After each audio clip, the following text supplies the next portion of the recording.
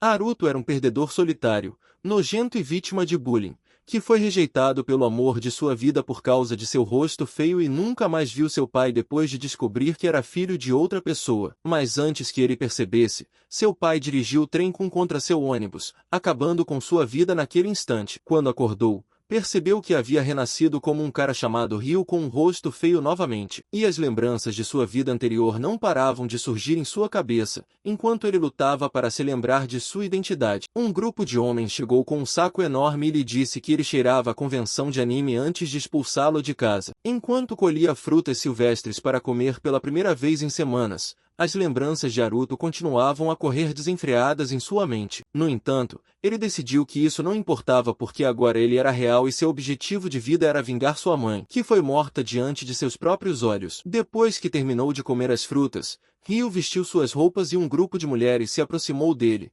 chamando-o de vadia feia e magricela. Mas Célia lhe perguntou educadamente se ele tinha visto a amiga Flora. No entanto, ele lhe disse que nunca a tinha visto antes. Então, Célia ativou um feitiço mágico para ver se ele estava dizendo a verdade, mas notou uma imensa quantidade de aura pura emanando do corpo dele, vendo que ele não estava mentindo para ela. Célia lhe deu algumas moedas de prata por causa de sua informação, e ele rapidamente correu de volta para compartilhá-la com seus amigos. Mas assim que ele entrou na casa, um assassino tentou cravar uma adaga em seu peito. A única coisa que salvou sua vida foi a bolsa de moedas, pois ele caiu no chão e viu todos os outros mortos no chão. Quando ele estava prestes a encontrar seu destino, uma mulher o chamou de Haruto e o ensinou a usar a magia ilimitada que havia dentro dele. Usando sua aura mágica, Ryu fortaleceu seu corpo e afastou o assassino com um golpe de palma. Ele adotou uma postura de karatê que aprendeu com as memórias de Haruto e chutou o rosto do assassino depois de se esquivar de seus ataques. Quando o assassino continuou a ser agressivo, Ryu torceu seu braço e o quebrou. Enfurecido por ter sido derrotado por uma criança,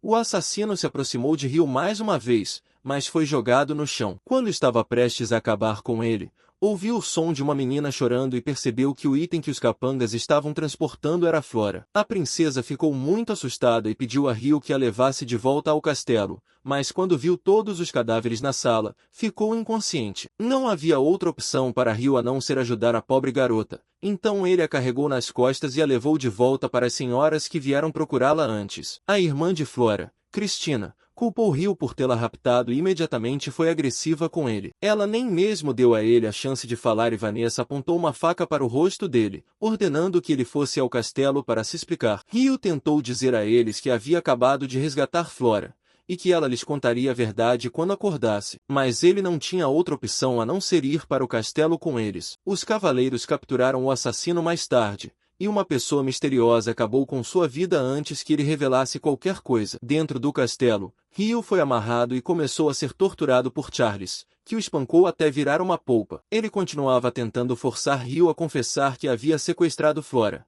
para que seu próprio descuido fosse ignorado. Mas o único crime que Ryu havia cometido era ter um rosto tão feio. Que droga! Enquanto isso, a princesa Flora acordou e imediatamente ordenou que Vanessa e Célia convocassem Ryu quando soube que ele estava sendo interrogado. Os dois chegaram à sala de interrogatório e ficaram horrorizados com a visão de um pobre garoto indefeso à beira da morte. Charlie se recusou a decepcioná-lo, mas acabou tendo de fazê-lo, já que Flora havia revelado que ele a havia resgatado. Depois de 2 semanas inconsciente, Ryu finalmente acordou com Célia curando seus ferimentos, e ela lhe disse que o rei queria ter uma audiência com ele depois de salvar sua filha, vestido em trajes formais, e com um corte de cabelo bem feito. Ele se curvou diante do rei e lhe disse que agora era o papai, como recompensa por ter salvado Flora. O rei permitiu que Ryu estudasse na Beltron Royal Academy, mas sua jornada seria difícil entre as outras crianças, todas de famílias reais. Célia o apresentou a todos da classe, mas a maioria dos alunos olhou para ele com repulsa. Ryu permaneceu calmo, apesar das crianças mimadas que o intimidavam,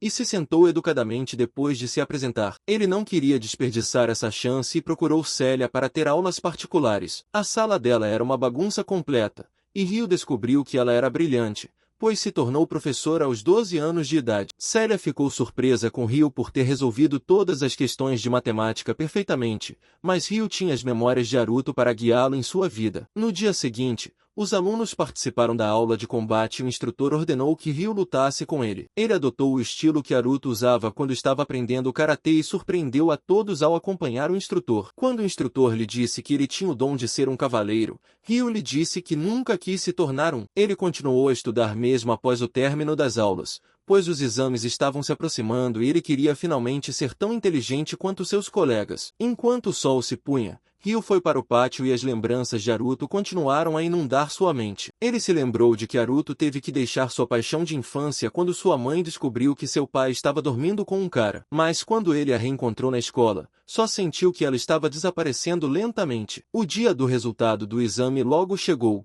e todos intimidaram Ryu por ser o primeiro da classe, mas a princesa Cristina e Célia o defenderam. Célia estava preocupada com o fato de os alunos estarem procurando maneiras de derrubar Ryu, já que ela mesma sofria bastante bullying. Mas Ryu não se importava com nada disso, porque ela era sua única amiga. Ela tinha a altura perfeita para abraçar Ryu, mas ela se irritou quando Ryu lhe disse que seria como abraçar um garoto por causa de sua trama inexistente. 5 anos se passaram e Ryu foi selecionado para o próximo torneio, no qual os alunos lutariam contra os cavaleiros. Alphonse não conseguia acreditar que um imbecil como Ryu tivesse sido escolhido para representar a escola no torneio de cavaleiros, mas o instrutor lhe disse para calar a boca de sua cara feia de doninha. Fazia 5 anos que eles haviam se conhecido, mas Célia continuava tão pequena como sempre, enquanto Ryu acabou ficando mais alto do que ela. Como não tinha planos de se tornar um cavaleiro, Ryu queria fazer uma longa viagem, pois era difícil para ele viver neste país. No entanto, Célia não queria que ele fosse,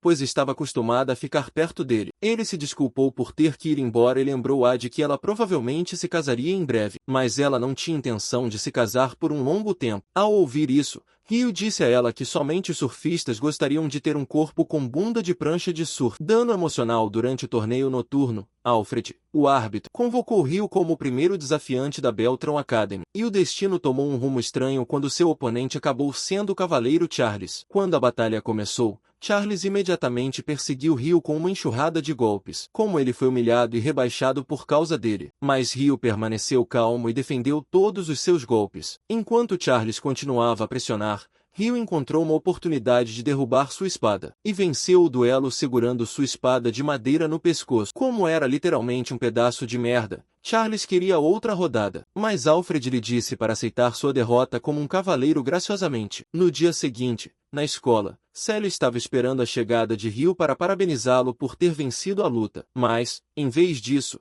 ele procurou uma garota que confessou seu amor por ele. Os dias se passaram e, um dia, durante a palestra, Célia quis que os alunos aprendessem mais sobre a magia do relâmpago. Isso aumentaria o controle sobre o poder mágico deles. No entanto, Alphonse sentiu que ela estava fazendo isso apenas para Ryu, já que todos os outros podiam conjurar essa magia de baixo nível facilmente. Irritada com isso, Célia ordenou que Stuart e Alphonse lançassem raios e disse a eles que ainda não tinham dominado a magia e continuou a mostrar a eles como realmente usar a magia de raios. Quando a aula terminou, Stuart impediu Ryu de sair, dizendo-lhe para parar de seduzir as garotas da escola e até o culpou por flertar com Célia. Mas Célia o rejeitou, pois nada disso havia acontecido entre eles. Um dia, foi realizado um treino militar ao ar livre e a turma foi instruída a se deslocar pela floresta como uma equipe e alcançar o objetivo antes das outras equipes. Alphonse fez com que alguns soldados que serviam em sua região lhe falassem sobre o caminho mais curto e ordenou que a turma,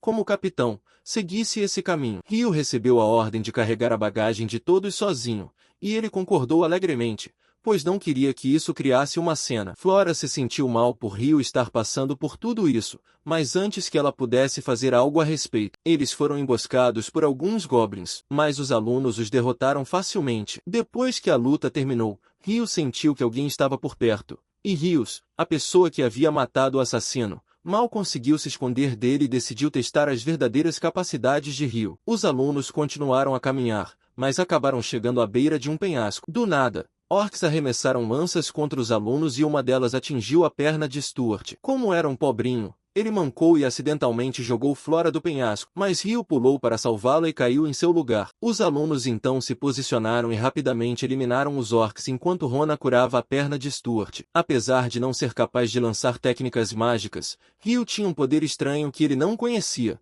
mas que lhe permitia usar magia. Com os orcs derrotados, Stuart colocou toda a culpa em Rio e disse a todos que ele estava com medo dos monstros e o empurrou para fora. Ela tentou dizer a todos que ele estava simplesmente tentando salvá-la, mas suas palavras não surtiram efeito sobre os valentões. Quando estavam prestes a ir embora sem Rio, Flora quis ficar para trás e procurar Rio, mesmo que tivesse que fazer isso sozinha. Mas antes que ela pudesse fazer qualquer coisa, um minotauro apareceu do nada. Christine lançou um Thunderbolt no monstro, mas não surtiu efeito, e os alunos continuaram a pressionar o monstro. Mas o monstro se mostrou muito forte para eles, então decidiram recuar. Enquanto Flora curava um aluno ferido, o Minotauro tentou agarrá-la, mas Rio cortou seu braço antes que ele pudesse fazer isso. Ele disse a Flora para levar o aluno ferido embora e lutou sozinho contra o monstro. Ele sabia que o Minotauro era forte e que precisava estar sempre alerta, por isso continuou a desviar de todos os seus ataques e encontrou uma abertura para cortar sua cabeça. Antes que os outros chegassem, Rio fugiu para a floresta, pois não queria se revelar, e Rio se sentiu entretido olhando para o garoto que podia usar artes espirituais. Na Royal Academy, Celia soube que Rio estava sendo culpado por colocar a vida da princesa em risco. Enquanto ela estava sentada em seu quarto, preocupada, Rio chegou secretamente e lhe contou a verdade. Mas, mesmo que ele decidisse pedir confiança, não adiantaria muito, pois os nobres decidem o que é certo ou errado. Ele agradeceu a Celia por tudo que ela havia feito por ele e prometeu escrever-lhe cartas, pois planejava fugir para a região de Yagumo. Segurando as lágrimas, Celia abraçou Rio pela última vez, e ordenou que ele ficasse fora de perigo. Mas quando ele foi embora, ela não pôde deixar de derramar lágrimas ao se lembrar de todas as lindas lembranças que havia tido com ele. Fazia 3 dias que ele havia deixado a capital real e chegado em segurança ao reino de Govar. Desde então, cartazes de procurado circulavam no reino de Beltron. Era difícil para ele obter os itens de que precisava, mas eles ainda não haviam chegado a esse reino. Ao atravessar a cidade, ele sentiu que alguém o estava seguindo, mas simplesmente ignorou o fato e disse a si mesmo que estava apenas sendo cuidadoso demais. Ele se deparou com uma barraca de macarrão e descobriu que Lissalot, que governava essa região, havia inventado esse prato. Enquanto comia um pouco da massa, ele se perguntou se Lissalot também vinha do mesmo mundo que Aruto, pois o sabor lhe dava vibrações nostálgicas. Ainda havia muitas coisas que ele precisava comprar. Então, ele foi a uma guilda de comerciantes próxima e, quando chegou lá, Loteamento lhe disse para guardar a espada. Na verdade, Lissalot estava se disfarçando de Loteamento para circular pela cidade e mostrou a Rio a guilda dos comerciantes, enquanto ele esperava em uma sala tomando chá. Loteamento chegou com os 25 quilos de alimentos que havia comprado, e se perguntou como ele conseguiria carregar tudo isso sozinho. Mas Rio tinha muito treinamento físico e disse a ela para não se preocupar com isso. Observando beber o chá preto, Loteamento perguntou se ele estava acostumado com o sabor e pareceu animada quando Rio lhe explicou todo o sabor. Depois de comprar os itens de que precisava, Rio continuou sua jornada por uma floresta e encontrou uma garota fera chamada Latifa morta em seu caminho. No entanto, ela estava apenas fingindo, e acertou o Rio com um dardo venenoso quando ele foi ver. Mas ele rapidamente se livrou do veneno usando suas artes espirituais, e começou a lutar com ela. Latifa atirou Kanai nele, mas Rio se esquivou para ficar atrás das costas dela e atirar alguns Kanai. Mas ela conseguiu escapar em cima de uma árvore. Latifa aprimorou suas habilidades físicas usando magia, como se ela já não fosse forte o suficiente, e Rio continuou a persegui-la. Depois de perceber a velocidade dele, ela se perguntou se ele era mesmo humano. Rio se esquivou do ataque dela no último segundo, enquanto eles continuavam a se enfrentar, e a derrubou no chão. Ele a segurou enquanto ela começava a entrar em pânico e implorar pela mãe, então Rio simplesmente a colocou para dormir usando sua magia e a amarrou. Ele notou uma coleira de submissão em volta do pescoço dela e se lembrou de ter lido sobre isso em um livro, então imitou os passos para dissipar a coleira e a removeu. Ela era criança que estava no ônibus de Aruto quando ele bateu no trem e reencarnou como Latifa. No entanto, os horrores que ela enfrentou podem até ser mais assustadores do que os de Rio,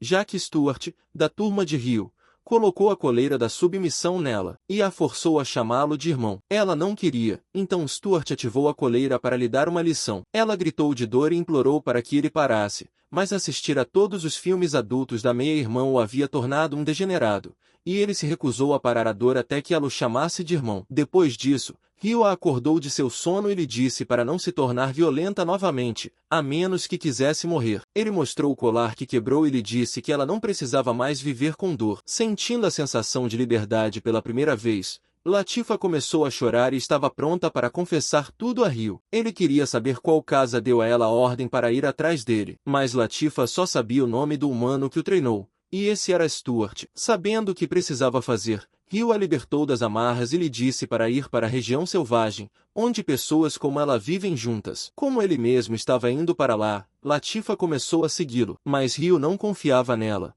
pois ela poderia atacá-lo a qualquer momento novamente. Então, ela lhe disse para colocar a coleira de volta se ele ainda não confiava nela, pois ela tinha mais medo de ficar sozinha. Mas Rio decidiu não fazer isso e concordou em deixá-la ir com ele. Durante a viagem, Latifa comeu sanduíches pela primeira vez em um bom tempo. O mordomo costumava lhe dar comida para animais de estimação. Depois de cruzar a fronteira, Rio acampou à noite e fez um macarrão para ela, que ela chamou de espaguete. Ao ouvi-la chamá-lo de espaguete, Rio se perguntou se ela era do mundo de Arudo. E quando Latifa implorou à noite para voltar para casa em Tóquio, Rio percebeu imediatamente que ela era do mundo de Arudo e a confortou durante o sono. Ela acordou de manhã e perguntou se podia chamá-lo de Onichan. Rio entendeu a dura vida de escrava que ela tinha vivido depois de reencarnar, e concordou em deixá-la chamá-lo de Onichan, na esperança de que isso tornasse a vida de Latifa um pouco melhor, mesmo que fosse só um pouco. Os dois continuaram viajando por semanas até chegarem a uma grande árvore que só Rio podia ver. Os dois seguiram para a floresta e decidiram descansar nela durante a noite. Mas Latifa estava perturbada por causa de seus pesadelos, então Rio usou suas artes espirituais para fazê-la se sentir melhor. De repente, as chamas em seu acampamento se apagaram e um lobo enorme explodiu em uma bola de luz que cegou sua visão. Algumas garotas demi-humanas chegaram e começaram a atacar Rio, mas ele mal conseguiu se defender e usou suas artes espirituais para recuperar a visão. Ele tentou falar com elas, mas elas olharam para seu acampamento e viram que alguma arte espiritual foi usada em Latifa para fazê-la dormir. As meninas pensaram que ele havia raptado e Uzuma bateu em Rio sem pensar duas vezes. Rio tentou usar suas artes espirituais de cura, mas as meninas continuaram a pressioná-lo enquanto Rio tentava explicar a verdade a elas. Mas as meninas se recusaram a ouvir o que ele dizia e o seguraram para derrubá-lo com um raio. Na dimensão mágica, Rio encontrou a fada novamente e perguntou quem ela era, mas ela não sabia sua identidade. No entanto, ela sabia sua verdadeira identidade e o chamou de Aruto. A fada não sabia muito sobre Rio, mas sabia que ela estava ligada a ele e que sua existência pertencia a ele. Ela desapareceu depois de lhe dar um abraço e Latifa veio até ele chorando. A anciã do vilarejo, Úrsula, pediu desculpas a Rio por tê-lo tratado de forma dura e todas as outras meninas também se curvaram de vergonha. Mas ele não precisava das desculpas delas, desde que as concepções errôneas que tinham sobre ele fossem esclarecidas. Úrsula se ofereceu para deixá-los passar a noite no quarto e disse a ele que teria uma reunião com os anciãos amanhã. Na manhã seguinte, Rio foi até a árvore gigante para participar do conselho dos anciãos. Sildora cumprimentou o Rio. Todos eles pediram desculpas a Rio pelo mal-entendido e o agradeceram por salvar um de seus parentes dos grilhões da escravidão. No entanto, Rio também pediu desculpas por ter entrado no domínio deles sem pensar e se sentiu mal ao ver os anciãos se curvarem diante dele. Os anciãos queriam oferecer algo a Rio como sinal de gratidão, então Rio pediu a eles que tomassem Latifa sob seus cuidados. Os anciãos concordaram e ofereceram a ele que ficasse na aldeia também. Dominique queria que ele se casasse com uma das garotas, mas Rio disse que sua Excalibur só seria desembainhada pela garota que ele amasse. Com a conversa chegando ao fim, o espírito da árvore gigante, Drias, apareceu e sentiu a presença de um espírito dentro do corpo dele, com o qual ele havia feito um pacto. Drias mencionou que um espírito em um pacto suga toda a magia de seu hospedeiro e o torna incapaz de usar magia, fazendo com que Rio percebesse que estava sendo intimidado todo esse tempo sem motivo. Drias queria olhar profundamente para o espírito dentro de seu corpo e segurou sua cabeça. Ela sentiu que um espírito em forma de pessoa do mais alto nível estava vivendo dentro do corpo dele, e isso era completamente raro, pois a maioria dos espíritos humanos de alta classe desapareceu na Guerra dos Demônios Divinos há mais de 1000 anos. Ao ouvir tudo isso, os anciãos decidiram que precisavam tratar Rio como um santo e lhe deram privilégios especiais. Sarah o levou para sua casa na árvore, e Latifa imediatamente abraçou seu amado Onichan. Ela não teve uma casa adequada durante toda a sua vida e ficou surpresa com o fato de essa casa ter um banho quente, uma varanda e uma cozinha. Havia uma comida deliciosa esperando por ele na mesa,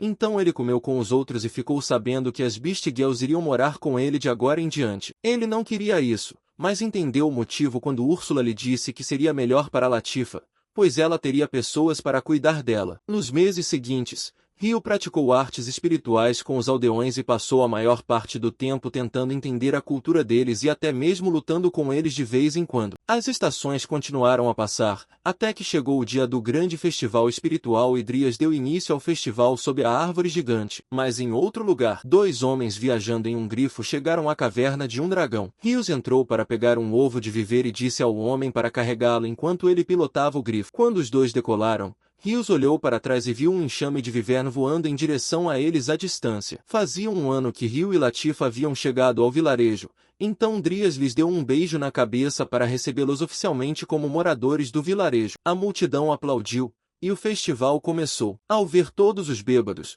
o gênero harém começou a ser ativado, e as garotas queriam se agarrar a ele para aprofundar o relacionamento, como se ele fosse aprofundar o relacionamento delas. Almo disse a elas que buscar sua Excalibur não era a melhor maneira de aprofundar a amizade, mas as meninas queriam que ele as levasse com seu trem. No entanto, Rio lhes disse que ele tinha um histórico ruim com trens. Então, as moças o chamaram de feio mesmo assim. Depois que elas foram embora, ele conversou com Úrsula e disse que era hora de anunciar sua partida para Latifa. Enquanto isso, Rios disse a seu subordinado para descansar à noite com o grifo enquanto ele iria investigar a área. Ele lhe deu um artefato que lhe permitiria identificar sua localização, então o subordinado o comeu. Ele subiu no ar e viu os Vivern se aproximando do ovo e achou que seu plano estava funcionando como ele pretendia. Rio levou Latifa para passear e perguntou se ela gostava de viver aqui. Ela se sentia feliz nessa aldeia, pois havia feito muitos amigos aqui e todos a tratavam com gentileza. Isso fez com que Rio se sentisse feliz. Ele lhe disse que deixaria a aldeia para continuar sua jornada rumo ao leste, e não poderia levar Latifa com ele,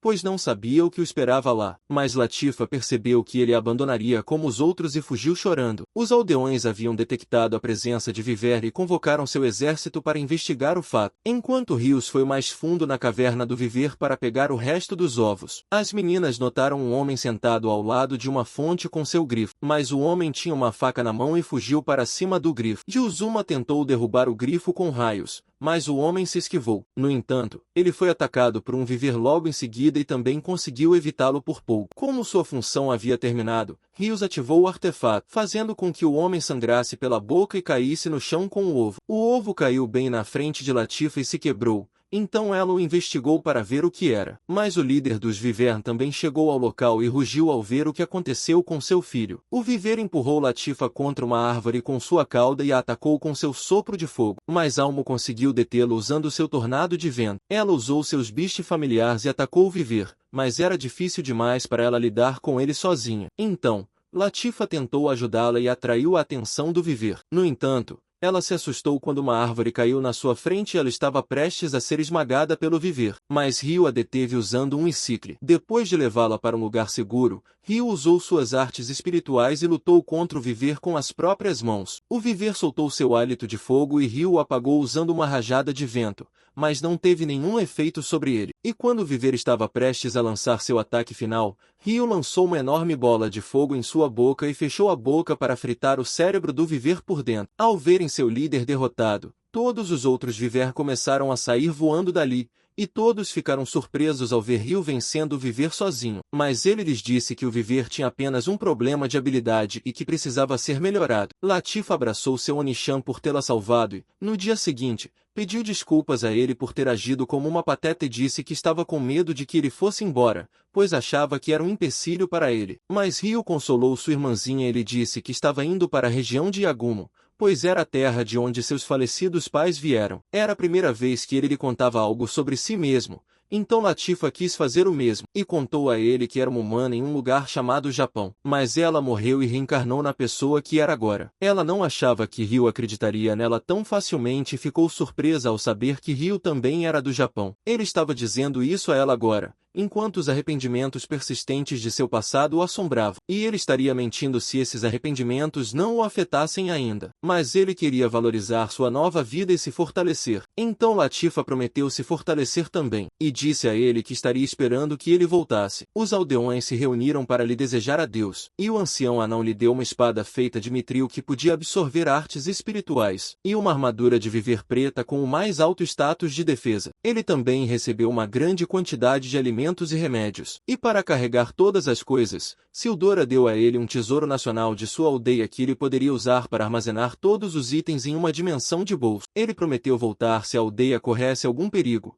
e todos se despediram dele, com Latifa lhe dando um abraço apertado de despedida. Mas ela não pôde deixar de chorar quando Rio finalmente partiu. Fazia 2 semanas que Rio havia chegado à região de Yagumo, mas ele não encontrou nenhuma informação sobre sua mãe e seu pai. Ele conversou com 2 garotas que trabalhavam no campo, Ruri e Seiya, e perguntou se elas poderiam levá-lo até o chefe da aldeia. Sei estava segurando uma berinjela na mão e se perguntou como seria a berinjela de Rio no lugar dela. Ruri revelou que o chefe era sua avó, e as 2 meninas o levaram para conhecê-la. Rio cumprimenta Yuba educadamente, e disse a ela que tinha vindo a esse vilarejo para procurar alguém. Quando estavam todos juntos, Rio disse a Yuba que era filho de Zen e Ayami. Ao ouvir essas palavras, ela ficou chocada e disse a Ruri e Seiyu para saírem dali. Ela queria que ele lhe desse mais detalhes, então Rio lhe disse que Zen morreu antes que ele tivesse idade suficiente para conhecê-lo, e sua mãe, Ayami, foi assassinada quando ele tinha 5 anos de idade. Ele veio para esta aldeia, pois ele e sua mãe prometeram um ao outro que viriam para cá e ele queria fazer túmulos para eles. Yuba mencionou que tinha que olhar para seus pais e revelou que ela era mãe de seu pai. Ela o agradeceu por ter vindo até aqui, mas não pôde fazer muito por ele, pois os túmulos de seus pais já existiam. Os 2 visitaram os túmulos para que Ryu pudesse prestar homenagem a seus pais, e ele ficou sabendo por Ryuba que seus pais tiveram que deixar este país em segredo por certos motivos. E como não havia possibilidade de eles voltarem, ela fez os túmulos deles aqui. Ele queria saber o motivo pelo qual eles saíram, mas Yuba não podia revelar essas razões, mas disse a ele que ela poderia fazer isso quando chegasse o momento certo. Ela então disse a Ryu que Ruri era sua prima e ordenou que ele parasse de ser tão formal com ela. De manhã, Ryu acordou cedo em sua casa no Alabama para preparar o café da manhã para todos e foi recebido pela visão da trama de Ruri. Ele cortou os legumes para a sopa de miso que estava preparando e usou suas artes espirituais para fazer Ruri chegar ao clímax. Sayu e seu irmão Shi chegaram logo depois e todos se sentaram juntos para saborear a carne do Ryu. Depois que terminaram de tomar o café da manhã, Ruba ordenou que Shin levasse Ryu para caçar. Havia sujeira em todo o seu corpo, então Ryu decidiu fazer uma casa de banho para se limpar, e Ruri e Seiyu fizeram o possível para dar uma olhada em seu destino. Depois que terminou de tomar banho, Ryu disse às meninas que mantivessem as comportas sob controle, e Shi chegou logo depois, pensando que Ryu estava apenas tentando se exibir ao fazer essa casa de banho. Os dias da colheita chegaram, e as plantações acabaram sendo ótimas este ano, então Yuba perguntou a Ryu se ele poderia servir de guarda para as plantações que seriam enviadas ao reino. Mas a conversa foi interrompida quando souberam que Shin estava lutando com alguns caras da aldeia vizinha. 3 homens de aparência ameaçadora chegaram à casa de Shin, pois o carrinho deles havia quebrado, e Gon mencionou que Ruri e Seiyu cresceram muito desde a última vez que os viu. Enfurecido com isso, Shin estava prestes a jogar as mãos em Gon, mas Ruri não queria que ele fizesse isso, pois Gon era filho do chefe da aldeia vizinha. Gon queria ficar na casa deles até que seu carrinho fosse consertado, e queria que Ruri usasse esse tempo para conhecer seu futuro marido. Ao ouvir isso, Shin se lançou contra ele com um soco, mas Gon o bloqueou com a mão e o segurou no ar, agarrando seu pescoço. Yuba logo chegou e encerrou a briga, permitindo que ele ficasse na casa de hóspedes da vila. Mas ela não quer que ele vá embora de jeito nenhum. Quando estavam voltando, ele viu Ryu e achou que ele era feio. Por isso decidiu dar uma rasteira nele batendo em sua perna, mas caiu no chão graças à risaura de Ryu que sempre o cercava. À noite, Gon revelou que havia quebrado o carrinho intencionalmente e que queria fazer algumas brincadeiras amanhã. No dia seguinte, o examinador de impostos, Ayate, veio do reino para examinar as colheitas feitas nessa aldeia. Ryu estava treinando seu corpo de Hulk à noite e disse a Ruri e Seiyu, que o estavam observando secretamente, que ele podia detectar o tesão deles a 1 milha de distância. A noite chegou logo e Gon foi secretamente para o quarto de Ruri e Seiyu. Ele segurou a boca de Ruri e disse para ela não se debater. Mas quando Seiyu também acordou,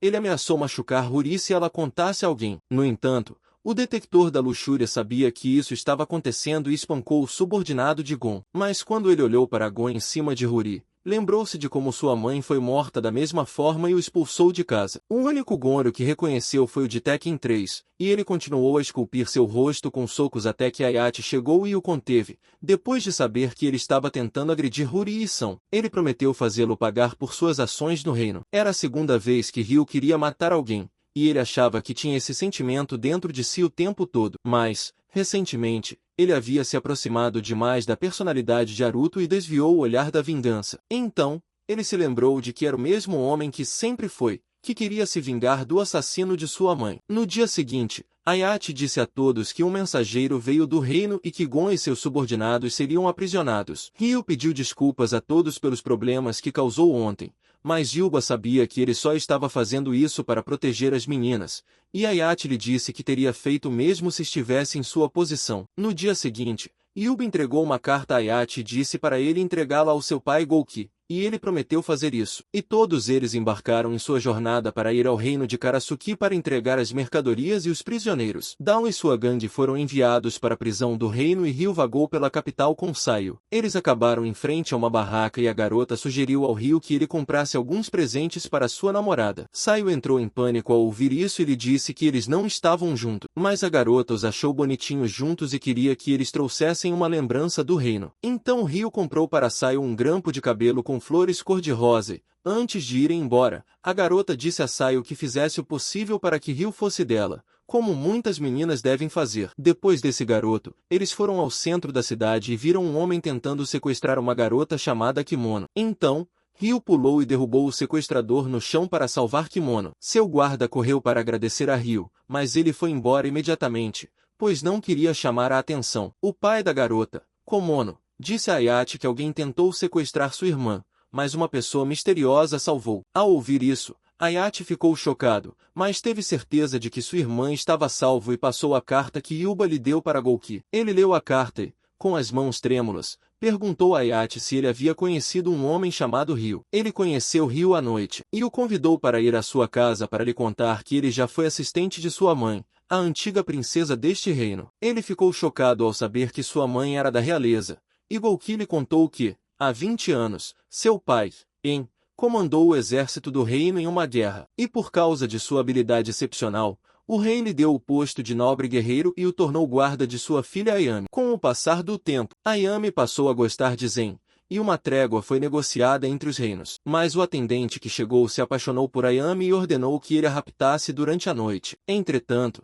Zen conseguiu salvá-la e acidentalmente matou. Assim, o embaixador exigiu que Zen fosse executado e que Ayame se casasse com ele, em troca da negociação de paz. Sem escolha, o rei providenciou para que sua filha fugisse com Zen. Desde então, eles nunca mais tiveram contato. No entanto, tudo isso mudou hoje, pois Ryu chegou ao reino e Gouki implorou para que ele conhecesse o rei e a rainha. Ryu concordou e se encontrou formalmente com seus avós, mas eles queriam que ele se acalmasse e disseram a Ryu que ele se parecia exatamente com a filha deles. Eles queriam saber tudo sobre Zen e Ayame, então Ryu lhes disse que eles haviam morrido. No entanto, eles ainda queriam saber como eles viviam e morriam, então Ryu lhes disse que nunca conheceu seu pai. E sua mãe sempre sorria lindamente, não importava o quanto a morte de Zen a entristecesse. Mas ela também morreu quando ele tinha apenas 5 anos. A pessoa que a matou foi um homem chamado Lucius, que trabalhava ao lado de seu pai. No fatídico dia da morte de sua mãe, Ayame saiu de casa e disse a Ryu para não abrir a porta para ninguém. Mas quando Lucius chegou,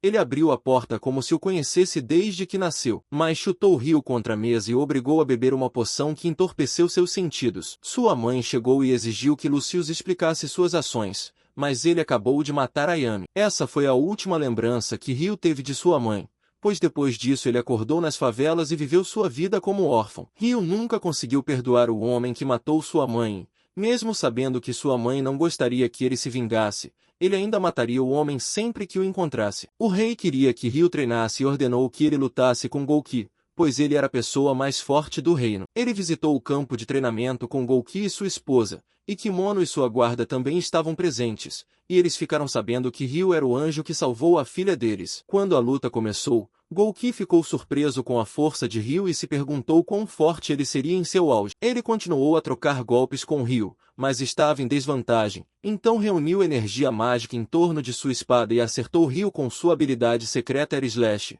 mas Ryu contra-atacou com sua Warrior Spirit Art para cegá-lo e terminou o duelo. Vendo seu neto dominado, o rei percebeu que o Riz Lord nível 69.420 não precisava de nenhum treinamento, mas Ryu ficou feliz por lutar com alguém tão bom quanto Gouki disse a eles que queria voltar à sua aldeia para contar ao primo sobre sua linhagem. Quando todos que foram ao reino voltaram, Huri notou que Ryu não estava em lugar nenhum. Então Seiyu apontou para o túmulo de seus pais, pois ele estava lá. No túmulo de seus pais, Ryu jurou não fugir mais de seu destino e, para proteger as pessoas que amava, ele aceitaria a feiura dentro de si mesmo. Depois de visitar o túmulo de seus pais, Ryu contou a Huri sobre o fato de ele ser um príncipe do reino, mas ela não acreditou nele no início e achou que eles estavam apenas tentando provocá-la. No entanto, Yuba esclareceu as dúvidas em sua mente e ela começou a chamá-lo de Daddy Big Dom. Ryu então revelou que estava planejando deixar a aldeia no próximo ano para voltar à terra onde cresceu, mas prometeu voltar. Na manhã seguinte,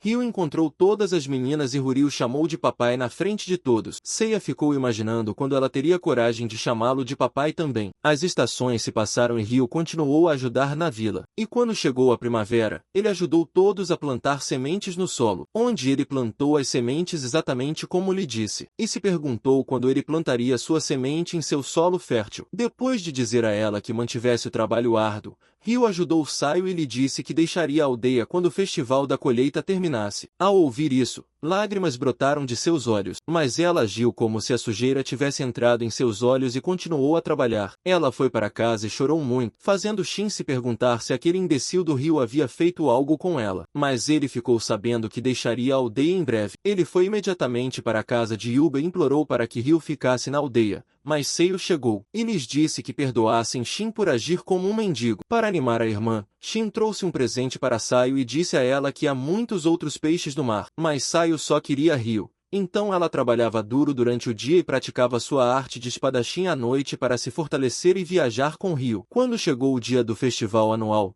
ela pediu a Ryu que conversasse em particular com ela e expressou seus sentimentos dizendo que estava apaixonada por ele. Ela havia trabalhado duro e praticado suas artes espirituais todos os dias durante 6 meses, para não atrasá-lo, e pediu a Ryu que a levasse com ele. Mas Ryu a rejeitou, dizendo que ela deveria ter usado os últimos 6 meses para trabalhar em seu rosto feio, e foi embora. Ele notou que Shin estava ouvindo a conversa e pediu desculpas a ele por ter magoado a irmã. Quando Ryu foi embora, Gouki chegou e perguntou a Seiya se o amor dela era forte o suficiente para deixar tudo de lado por ele. Ela hesitou no início, mas disse que estava disposta a fazer tudo por ele. Era hora de Ryu partir e ele estava prestes a se mudar da aldeia. Mas Seiya estava esperando por ele e lhe desejou uma boa viagem, dizendo que faria o possível para ficar forte. De volta ao vilarejo de Beasman, todas as garotas de seu harém chegaram para recebê-lo, e Latif imediatamente abraçou seu amado Onichan. Sentado com os anciãos, ele encheu a barriga e perguntou se eles poderiam construir uma casa para ele, que ele poderia levar para qualquer lugar no cache espaço-temporal que tinha. Então, eles lhe disseram para aproveitar seu tempo aqui com Latifa e as outras meninas, enquanto o ancião anão construiria a casa para ele. Ele voltou para casa na árvore e disse a todas as meninas que elas haviam se tornado belas moças e que ele ficaria feliz em tê-las em seu harém. De manhã, Ryu acordou e gritou porque a fada estava nua em sua cama. As meninas ouviram os gritos e foram dar uma olhada. Ao vê-lo na cama com a fada, elas pensaram que ele estava desenvolvendo um plano com ela. Mas suas dúvidas desapareceram quando a fada revelou que era um espírito e que não sabia por que estava aqui. Ryu percebeu que ela era o espírito de que Drias falava e perguntou como ela havia feito um pacto com ele. Mas o espírito não sabe nada sobre nada e queria que Ryu lhe desse um nome. Ela continuou a chamá-lo de Aruto. Então as meninas perguntaram ao Ryu sobre isso, mas ele disse que explicaria mais tarde. Ela começou a conversar com ele telepaticamente e perguntou se ele queria que ela o chamasse de Ryu, mas ele não se importou com nada. As meninas recomendaram que ele a levasse para Drias, pois ela era um espírito em forma de pessoa. Então a fada se levantou, e Ryu viu o enredo mais bonito da história do anime. Mas ela rapidamente se cobriu com um vestido mágico e Ryu a chamou de Eishia, pois pensou em uma bela primavera quando olhou para a trama dela. E Eishia traduziu para uma bela primavera quente na língua antiga. Depois disso, Rio a levou aos anciãos. Andrew sentiu que um espírito poderoso havia chegado à aldeia, então ela também apareceu. Ela ficou surpresa porque não sabia nada sobre si mesma, exceto que era o espírito ligado a Arudo. Os anciãos e Andrews ficaram surpresos ao ouvi-la chamar Rio de Arudo, então ele inventou uma besteira aleatória para calar a boca deles. Seria melhor se Dries soubesse que tipo de espírito ela era. Então ela perguntou em qual elemento ela era melhor. Mas Aisha lhe disse que ela dominava todos os elementos e também a arte de sugar. Para testar seus poderes, elas planejaram que Rio lutasse com ela. E quando o duelo começou, Aisha atacou Rio na velocidade da luz com o mesmo estilo de Rio. Ele decidiu levar a batalha para o ar, mas Aisha também o seguiu até lá e quase arrancou seu braço. Ele então lançou um pingente de gelo contra ela, mas Aisha desapareceu para aparecer atrás dele e lançou um pingente de gelo. Mas Rio a bloqueou com uma bola de fogo. Ele invocou um violento tornado de vento. E ela também invocou um. Mas antes que a batalha deles destruísse a aldeia inteira, Dries interrompeu a luta e disse a todos que aquilo era apenas uma fração da força total que ela tinha. Ela queria transmitir seu conhecimento sobre ser um espírito. Então os anciãos a receberam na aldeia de coração aberto e até realizaram um banquete em seu nome. Durante alguns dias, Rio a ajudou a controlar sua magia. E Dominique conseguiu construir uma casa de pedra portátil para ele, que ele poderia carregar em seu dinheiro do espaço-tempo. Faltavam apenas 2 dias para sua partida, então Sarah lhe disse para passar o resto do tempo com Latifa. Enquanto tomava banho, ele pensou que estava se concentrando demais no treinamento de Aisha e negligenciando sua irmã. Então, eles decidiram fazer o que 2 irmãos amorosos fazem em um anime. Tomaram um banho juntos. Enquanto lavava as costas dele, Latifa perguntou se Aruto era o nome dele em sua vida anterior e contou que havia alguém no ônibus que ela queria que fosse seu próprio irmão. Mas o ônibus sofreu um acidente e ela veio parar aqui. Rio disse a ela que costumava pegar o mesmo ônibus, e ela ficou feliz por ele ter se tornado o melhor irmão. Quando chegou a hora de sua partida, Úrsula lhe deu um cristal de teletransporte que lhe permitiria voltar instantaneamente para a aldeia. E Sildur lhe deu um brinco que lhe permitiria mudar a cor do cabelo e esconder sua identidade. Junto com Aisha, Rio partiu em sua jornada de volta para encontrar Célia, enquanto Charles lhe dizia para preparar o andar de baixo para o casamento que se aproximava. No ano 1000 da Era Sagrada, Rio retornou à capital real do reino de Belt e mudou a cor de seu cabelo para que ninguém pudesse reconhecê-lo. À noite, ele foi à academia secretamente com Ásia e foi ao porão para visitar a sala de pesquisa de Célia. Lembrando-se de todos os bons momentos que passou com ela, Rio sorriu e abriu a porta, mas ficou chocado com o fato de a sala estar vazia e descobrir para onde ela tinha ido. Aisha usou um feitiço hipnotizante no pesquisador ao lado e o fez revelar onde ela estava. O pesquisador lhes disse que Célia estava no Palácio Real e que estava prestes a se casar com o capitão da casa do Duque Arbor, Charles. Rio ficou chocado ao saber que Célia estava prestes a se casar com a pessoa que o derrotou até a beira da morte. Então, o pesquisador lhe contou que o reino de Belter sofreu uma derrota esmagadora do Império Proxia,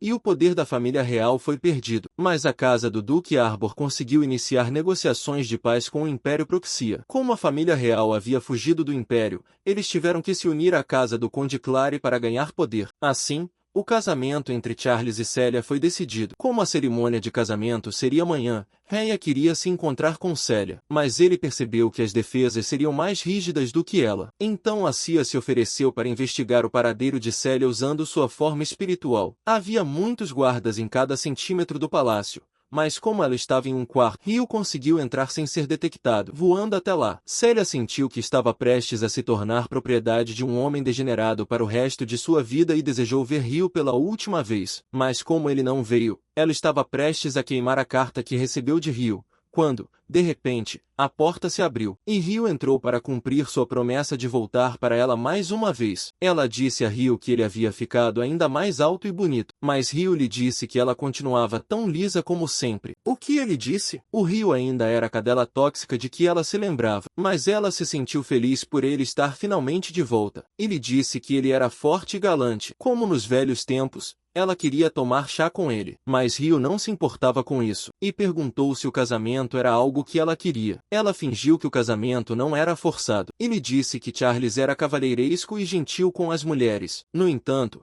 Rio duvidou dela, então ela perguntou se ele poderia se casar com ela e levá-la para algum lugar para viver o resto de sua vida com ela. Enquanto Rio processava o que ela havia dito, Célia lhe disse que ela estava apenas brincando e que ele deveria esquecer o que ela havia dito. Apesar de estar feliz por finalmente conhecê-lo, Ela o fez sair de seu quarto e chorou de felicidade por finalmente poder encontrá-lo pela última vez. Mas ela não queria deixar que ele se envolvesse em sua confusão. Ryu não conseguiu descobrir os verdadeiros sentimentos dela e quis saber mais sobre o que estava motivando esse casamento. Então, Aisa se ofereceu para ajudá-lo e disse que sempre estaria ao seu lado, e que ele poderia pedir ajuda a ela sempre que quisesse. Na manhã seguinte, Ryu chegou para o casamento e Charles pediu desculpas por não ter lhe dado as boas-vindas apropriadas. Mas Ryu não teve nenhum problema com isso. Enquanto conversava com Charles, ele percebeu a presença de um espírito forte e saiu para investigar. Depois que ele foi embora, Charles chegou à tenda de Célia para ver sua noiva e disse a ela que usasse essa oportunidade para conhecer suas outras 6 esposas. A primeira esposa, Tenesina, queria deixar as coisas claras desde o início. Embora fosse filha de um conde e tivesse uma posição superior à deles, ela ainda estaria na base da hierarquia de esposas quando se casasse com Charles. Portanto, Tenesina queria que ela fizesse exatamente o que elas mandavam e obedecesse às suas ordens. A princesa Cristina percebeu como as esposas a estavam tratando, então foi até Célia e disse às esposas que fossem embora, pois queria falar com ela em particular. O fato de encontrar um rosto conhecido fez com que Célia se sentisse um pouco melhor, e Cristina pediu desculpas a ela, pois esse casamento foi forçado a ser realizado devido à incompetência da família real. Na academia, Célia sempre tinha um sorriso no rosto e parecia feliz, mas Cristina sentiu como se ela tivesse tirado o sorriso de seu rosto, então prometeu fazer tudo o que estivesse ao seu alcance para ajudar Célia. O casamento finalmente começou e todos se encheram de alegria ao ver o desfile de casamento, mas Célia era a única que não tinha um sorriso no rosto. Charles segurou a mão dela e disse-lhe que aprofundaria o relacionamento deles esta noite entrando profundamente dentro dela. Ele esperava ansiosamente pelo momento em que se beijariam para fazer o juramento do casamento, e Célia não podia fazer nada além de colocar um sorriso falso no rosto. Do nada, Asia conversou com Célia usando telepatia e lhe disse que era amiga de Ryu quando ela entrou em pânico. Ela disse a Célia para olhar para a direita e, quando fez, viu Ryu no meio da multidão e chorou, pois ele era a última pessoa que ela queria ver naquele momento. Ao vê-la chorar, Charles perguntou o que havia acontecido com ela, e ela lhe disse que não conseguia evitar as lágrimas de felicidade ao pensar no casamento deles. Ela tentou falar com Asia novamente, mas não recebeu nenhuma resposta e se perguntou se tudo aquilo não passava de uma fantasia. Quando o desfile chegou ao seu destino, Célia estava prestes a segurar a mão de Charles, quando, de repente, um alarme para um intruso foi acionado e Ryu abriu caminho pelo exército real. Os soldados se posicionaram para impedi-lo, mas ele os devorou com sua magia de vento. Os magos começaram a atirar balas de fótons no Ryu, mas ele continuou se esquivando de todas elas e pulou sobre as tropas até se aproximar dos guardas de elite do reino. Charles disse a Célia para não se preocupar. Não havia como o intruso derrotar aqueles guardas de elite, mas ele ficou chocado quando viu Ryu batendo palmas em todas as bochechas deles. Depois de derrotar os guardas, Ryu deu um soco devastador nas entranhas de Charles e fez o que um aluno faz quando encontra seu professor, apontando uma faca para o pescoço dele. O pai de Célia entrou em pânico, mas Vanessa a impediu, pois não queriam provocar os insurgentes. Ryu conversou com Célia usando telepatia e disse a ela para manter a calma e concentrar as palavras em sua mente para que elas chegassem até ele. Ele ameaçou sacar a espinha de Charles se alguém se aproximasse dele e disse a Célia que era tudo uma encenação, já que eles não tinham muito tempo. Ele queria voltar aos negócios, e mais uma vez, perguntou a Célia se o casamento com Charles era uma escolha dela, e disse a ela que poria um fim a esse casamento imediatamente se ela quisesse. Célia lhe disse que ele estava sendo muito dominante. Então, ele lhe disse que estava prestes a transformar essa situação em 50 tons de cinza. Ele não quer ficar parado e perder outra pessoa que amava, apenas para se arrepender pelo resto de sua vida. Uma vez que algo é perdido, nunca mais voltará. Mas, mesmo assim, ele a lembrou de que ela ainda tinha tempo para decidir se queria esse casamento. Célia não queria colocar seus sentimentos acima de tudo e causar problemas a todos, mas se perguntava se era a coisa certa a fazer. Ryu não sabia a resposta para isso,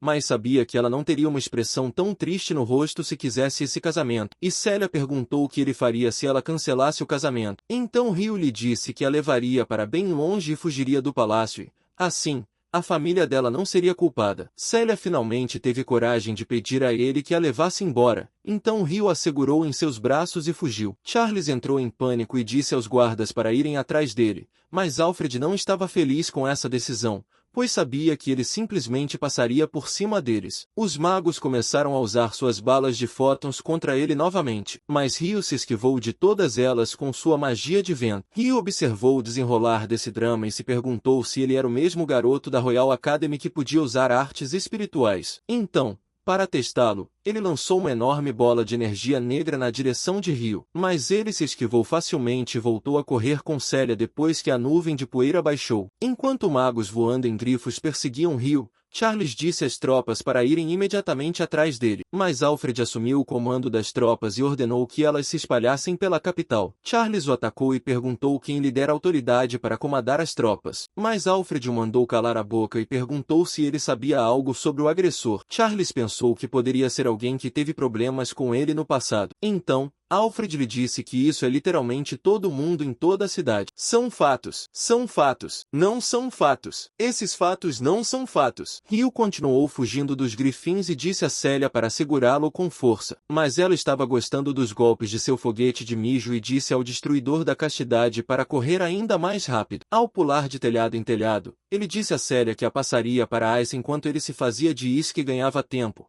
Então ele caiu em um beco e a entregou a Aissa. Quando ele voltou para os telhados, os magos notaram que Célia estava faltando e, como o beco em que ele caiu estava fechado no final, eles enviaram um sinalizador para alertar as outras unidades. Mas tudo isso era exatamente o que Ryu havia planejado. Os Magier começaram a disparar suas balas de fóton contra ele, mas ele continuou a se esquivar e pulou de telhado em telhado para cair na frente das tropas terrestres. Ele esculpiu os rostos de todos com seus chutes e os intimidou. Mas as tropas de apoio chegaram enquanto os magos disparavam sua magia contra ele do céu. Os guardas de elite o atacaram com suas espadas, mas não eram páreo para ele. Então Alfred chegou e disse a eles que saíssem daqui enquanto ele lutaria sozinho contra o garoto. Ele desembainhou sua grande espada e atacou Ryu, fazendo perceber o quão forte ele era. Eles continuaram a trocar golpes, e Ryu notou uma fórmula mágica que foi lançada em sua espada. Alfred atacou Ryu com um golpe aéreo, e o chão sob seus pés literalmente se despedaçou com o impacto do golpe. Como estava sendo empurrado para trás e essa luta não estava indo a lugar algum,